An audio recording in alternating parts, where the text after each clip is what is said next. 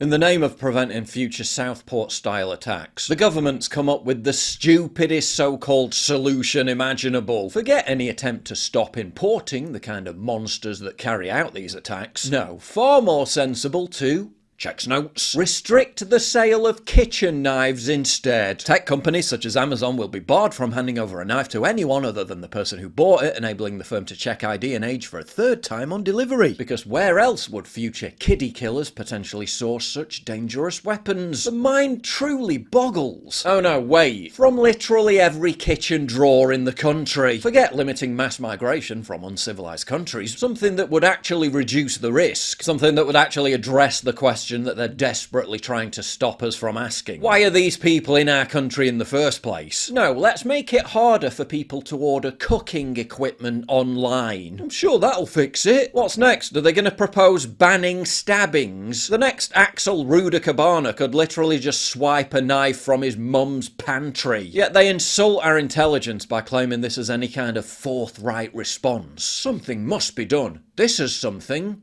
So do it! Okay, but how about not rolling out the red carpet for people who are significantly more likely to commit violent crimes after entering our country? Nah, can't do that. And besides, Axel Rudakabana wasn't a migrant. He was born in Britain. According to the media, just an average Welsh choir boy. Oh yes, that well-known British cultural value of...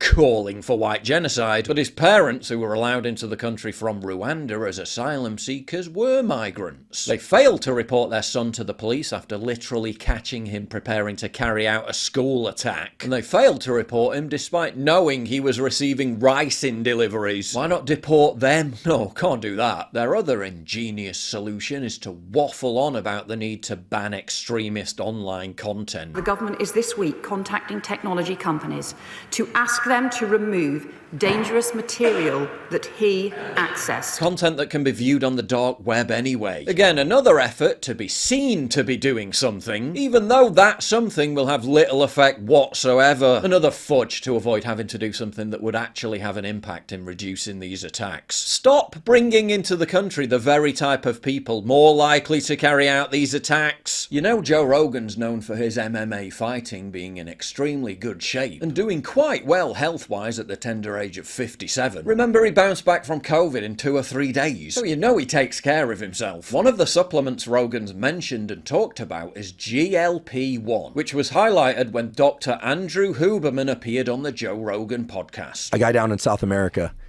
was looking at Gila monsters, those really scary things, and he realized they don't have to eat very often.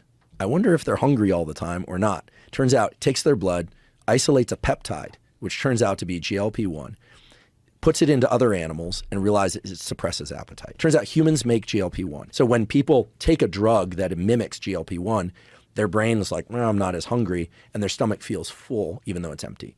And so people lose weight. You could inject yourself with Ozempic, which is basically a fake and synthetic form of GLP-1, and comes with all the serious side effects. Or you can help your own body produce GLP-1 naturally. Unlike Ozempic, Black Forest Supplements 5-in-1 Natural GLP-1 Booster supports weight loss without affecting bone density or causing muscle loss. That's why it's been dubbed the Ozempic Killer. It boosts GLP-1 levels and supports weight loss through natural ingredients like green tea extract, cayenne pepper, cinnamon extract, and L-carnitine. Together, these ingredients work synergistically to suppress appetite, increase calorie burning, and promote effective weight management without the nasty side effects of drugs like Ozempic. Black Forest is offering a special launch day promo, 40% off for the next 48 hours, and they told me this is the best price their GLP-1 product is ever gonna be. So please check out GLP-1 via the link down below. They also continue to exploit the attack to push for the censorship of online misinformation. It's extremely important that people don't spread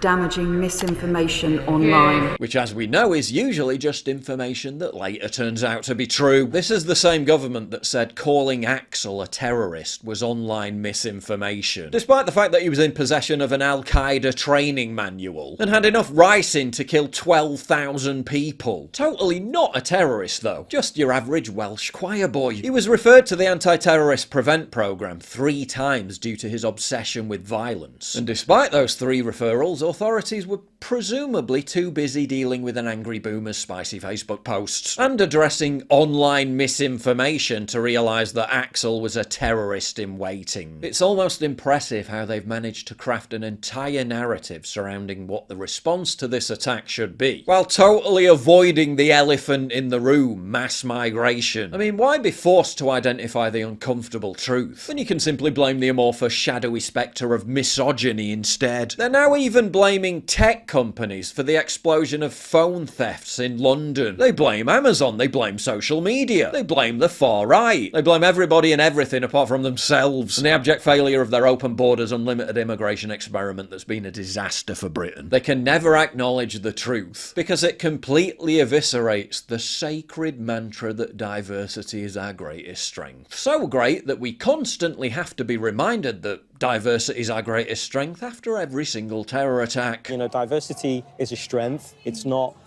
something that should be feared. Now we learn that when presented with President Trump's policies on illegal immigration, without telling them that they came from Trump, the British public broadly agrees that emergency mass deportations of illegal immigrants should be enacted. Trump's proving that, shock horror, when you've got the power and the will to genuinely want to fix a problem, you can just do things to fix the problem. Colombia tried to send their illegal immigrants back to the US. Trump slapped crippling tariffs on them and they immediately backed down. J.D. Vance unapologetically defended the policy, while demolishing glib leftist talking points in the process. Oh, well, this is a country founded by immigrants.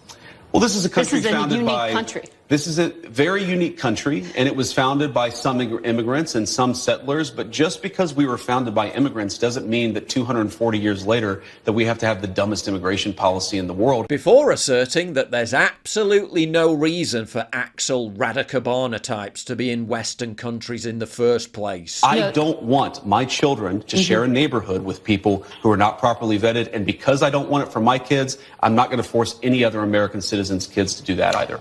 No, and that was a very particular case. It wasn't clear if he was radicalized when he got here or while he was living here. I don't really care, Margaret. I don't want that person in my country, and I think most Americans agree with me. While Trump's border czar unapologetically insisted that deportations will continue on a daily basis. I want to go back to those military flights going south.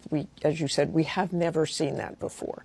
Is that going to be a constant commitment from the U.S. military every single day to take deportees out? Yes. So is this what we will see every single day, ending in what the president has promised is millions and millions being deported?